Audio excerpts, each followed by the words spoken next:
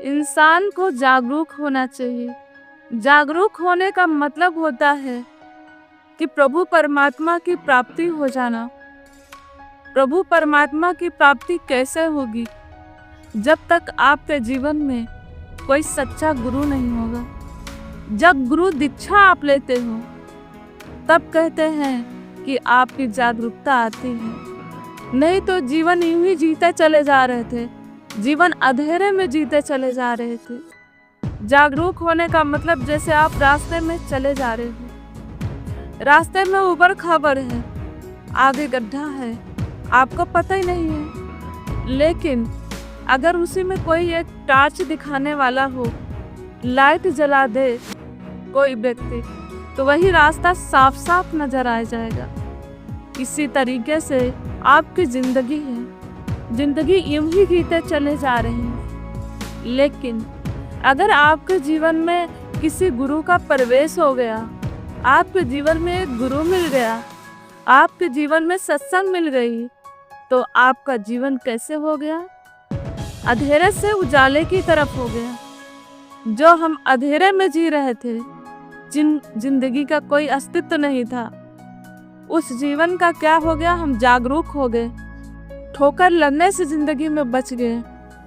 क्योंकि जब कहते हैं ना, प्रभु के उजाले में जीते हैं, प्रभु का ज्ञान लेके जीते हैं, दीक्षा ले लेते हैं। जब गुरु दीक्षा लेते हैं तो उसी दिन से हमारा नया जीवन बनता है, उसी दिन से हमारी नई जिंदगी की शुरुआत हो जाती है। जब नए जीवन की शुरुआत होती है, अपनी जिंदगी को साफ साफ देख पाते हैं, आगे का रास्ता हमारा क्लियर दिखाई देता है।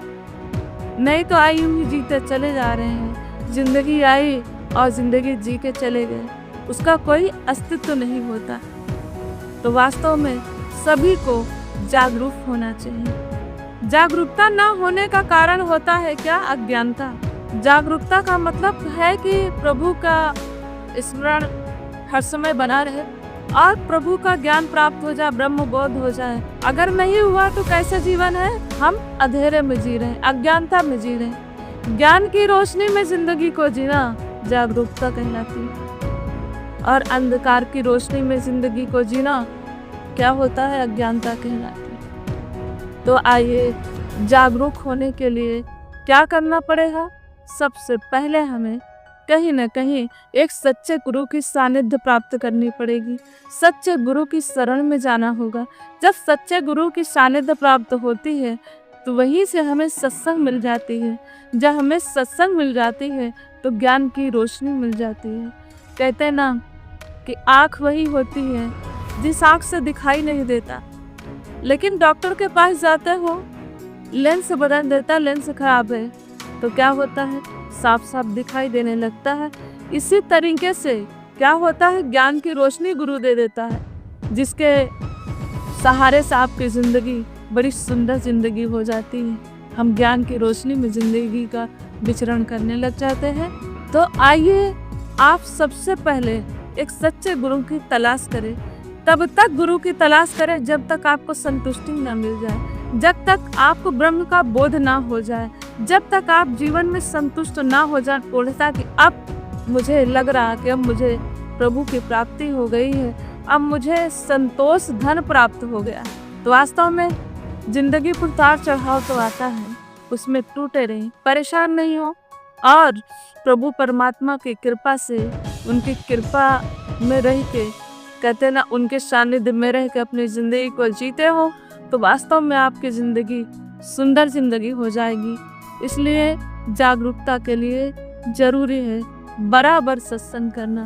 कौन से सत्संग में कौन सा ऐसा विचार हमारा जीवन बदलते, कौन सा ऐसे विचार से, किस संत भक्त के विचार से हमारे जीवन में, कहते ना, एक ऐसी रोशनी का कार्य करे कि हमारे जीवन में जो भटकन है वह खत्म हो जाए, हमारे जीवन में जो उतार चढ़ाव हो सकता वह खत्म हो जाए। जो हमारे जीवन में चली आ रही है परेशानियाँ, शायद उसका भी निदान उसमें छुपा हो। तो इसलिए लगातार सत्संग करें। जब सत्संग आप करते हो तो आपके मन के विकार धीरे धीरे खत्म होते जाएंगे और आप एक उस रोशनी को प्राप्त करते जाएंगे जिस रोशनी के लिए लोग तरसते हैं। उस अंधकार से आप ऊपर उठते चले जाओगे और एक दिव्यता की तरफ बढ़ते चले जाओगे। आपका जीवन दिव्य गुणों से सुशोभित हो जाएगा, जिसमें परमात्मा की कृपा होगी और आपका एक सुंदर जीवन बन जाएगा। तो आइए आप सबसे यही कहते हैं कि सेवा, सिमरन, सत्संग करते हुए अपने ज़िंदगी की यात्रा को तय करें, जागरूक होकर अपनी ज़िंदगी को जिएं, ताकि आपका जीवन भी सुंदर जीवन बन जाए। प्रेम से बोलिए जय श्री हरि।